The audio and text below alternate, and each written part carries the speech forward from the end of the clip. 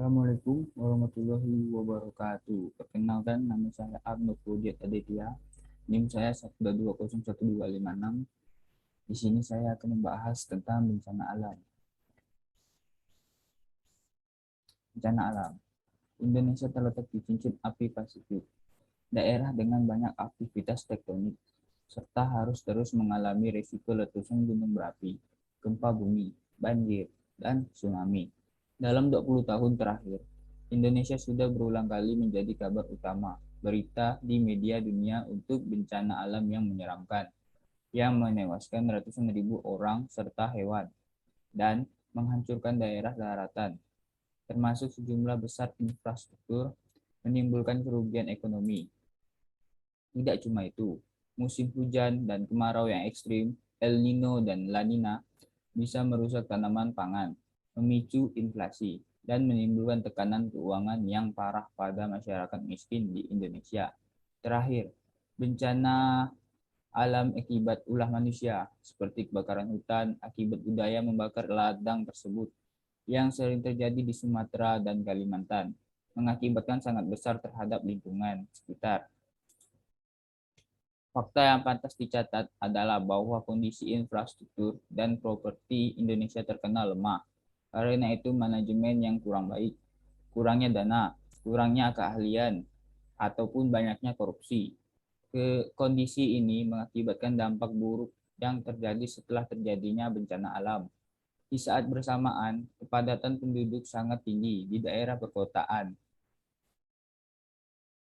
terutama di kota besar seperti Jakarta, Surabaya, Medan, dan Yogyakarta.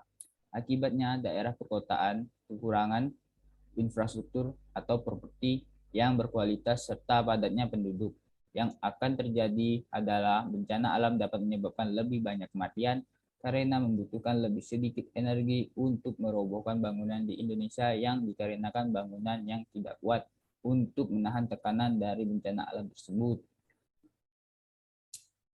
Gunung berapi.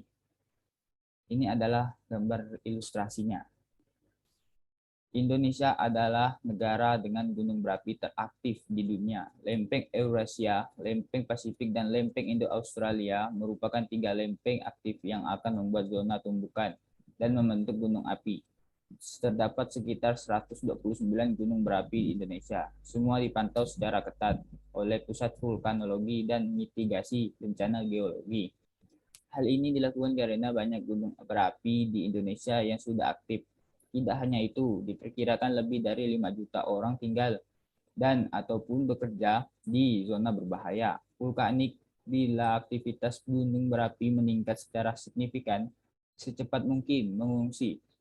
Dan Indonesia memiliki setidaknya satu letusan gunung berapi besar setiap tahun. Tetapi hal ini biasanya tidak menyebabkan banyak kerusakan lingkungan atau korban jiwa, dikarenakan gunung berapi yang paling aktif biasanya berada di daerah terpencil. Gempa bumi. Ini adalah gambar ilustrasinya dan juga kejadiannya. Gempa bumi bisa menjadi ancaman bencana alam terbanyak di Indonesia karena sering terjadi sangat tiba-tiba dan dapat terjadi di daerah padat penduduk semacam kota-kota besar.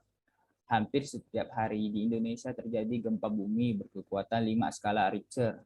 Namun tetapi tidak menimbulkan dan hanya membuat kerusakan ringan. Jika intensitas gempa melebihi 6 skala Richter, gempa tersebut akan membuat banyak kerusakan. Rata-rata gempa bumi berkekuatan 6 atau lebih tinggi terjadi di Indonesia tiap tahun, akan menimbulkan korban jiwa dan merusak infrastruktur serta lingkungan sekitar tempat kejadian.